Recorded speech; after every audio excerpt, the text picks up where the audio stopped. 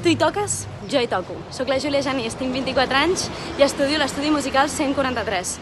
Una de les raons que m'agrada tocar el piano és que m'agrada descobrir peces noves, obres noves, que et fan, que et transporten, que et fan viure, que et fan sentir, que et fan emocionar-te.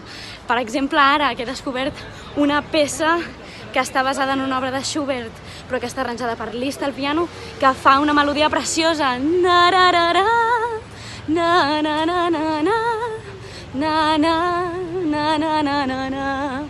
Tot i que no és la peça que us tocaré avui. Avui us presento un preludi de Rachmaninoff, de l'Opus 32, el número 12. Moltes gràcies, espero que us agradi.